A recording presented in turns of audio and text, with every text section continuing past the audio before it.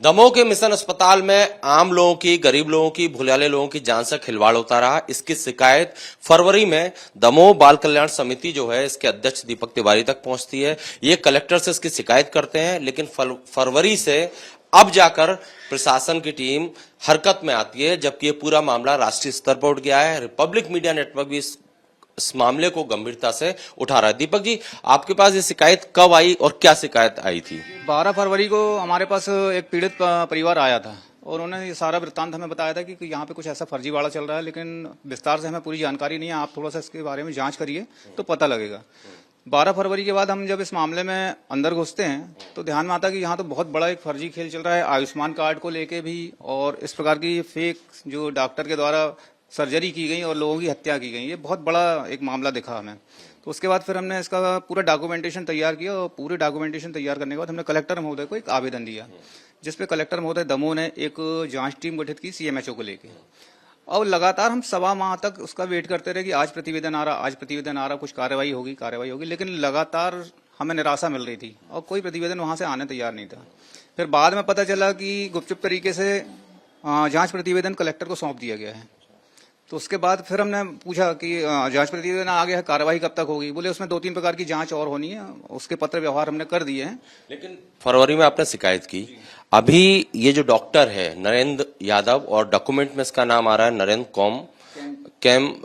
John cam, तो क्या इसके असली दस्तावेज क्या कहते हैं और किस तरह से यहाँ पर नौकरी कर रहा है? इसका नाम नरेंद्र विक्रमादित्य यादव है। यह देहरादून का रहने वाला है।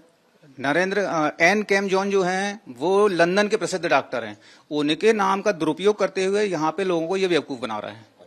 और उस नाम से ही यहाँ पे इसने मिशन अस्पताल में भी काम किया और करीबन 15 से 20 लोगों के इसने चेकअप किए हैं, जिसमें 7 की डेथ हुई है। अच्छा, ये आपका दावा है? जी।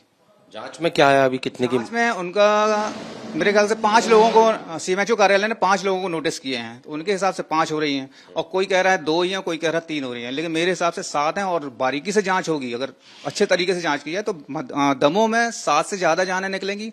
इसके अलावा दमोह के बाहर के जिलों में, फिर प्रदेश में और प्रदेश के अन्य प्रदेशों, प्रदेश के बाहर ऐसे सैकड़ों जाने इसने लिए हैं। अच्छा, ये जो डॉक्टर है फेक डॉक्टर, इसके पास डिग्री क्या क्या है? आपने भी पड़ताल की, हम भी पड़ताल कर रहे हैं। किस तरह की डिग्रियां हैं? जो एमबीबीएस की डिग्री है वो किसी महिला के नाम से निकल रही है जो आगरा की है। तो इसने एक कूट रचित दस्तावेज तैयार किया है अपने नाम से, और जितने भी इसके दस्तावेज हैं सारे कूट रचित हैं। इसने कूट रचना करते हुए, उसका दुरुपयोग करते हुए ये डॉक्टरी का पेशा अपनाया, और जिसके पास कोई डिग्री डॉक्टर की नहीं है। और मध्य प्रदेश मेडिकल बोर्ड में रजिस्ट्रेशन जो है, कोई रजिस्ट्रेशन नहीं पाया गया। तो आखिर जो सीएमएचओ है, जो अब ये मामला चूंकि राष्ट्रीय मानवाधिकार आयोग तक पहुंच गया है, आयोग की टीम भी यहाँ आ रही है, रिपब्लिक मीडिया नेटवर्क भी लगातार खबर दिखा रहा है, तो अब कल देर रात 12 बजे गुपचुप तरीके से सीएमएचओ पहुंचते हैं और केस दर्ज कराते हैं। जी, अब जब ये मामला नेशनल स्तर का हो गया तो इन्होंने देखा कि यार अब कल राष्ट्रीय मानवाधिकार आयोग आने वाला है, हम सुबह मुंह क्या दिखाएंगे, क्या जवाब देंगे कि 2 महीने से हम जांच को रखे हुए हैं, आवेदन शिकायत को रखे हुए हैं, कोई कार्रवाई हमने की नहीं है। उससे बचने के लिए इन्हें रात में 12 साढ़े 12 बजे जाके चोरी छिपे सिंगल डिग्रियों के फर्जी होने की एक सिर्फ डॉक्टर के खिलाफ एफआईआर की।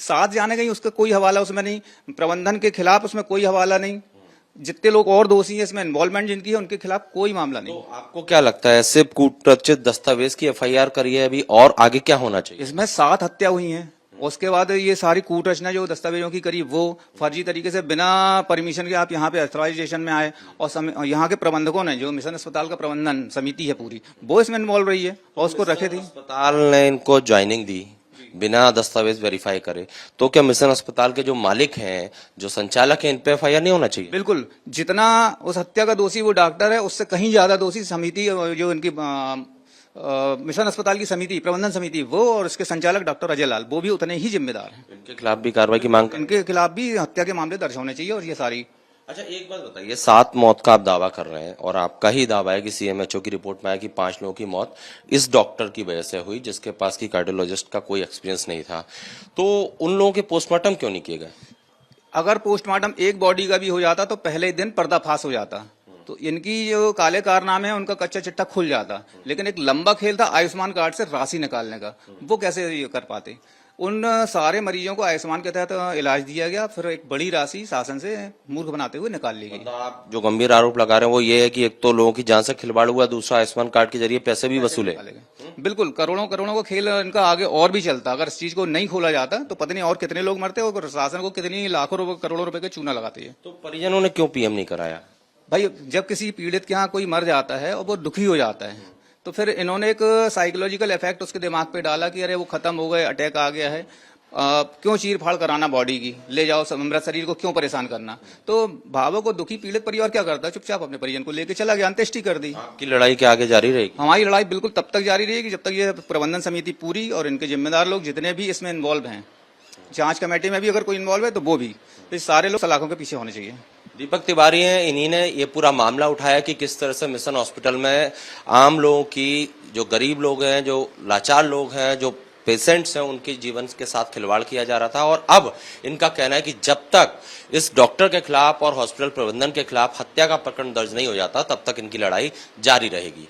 कैमरामैन संजय अंकिल के साथ Satyavijay Singh, Republic media network, Damoh.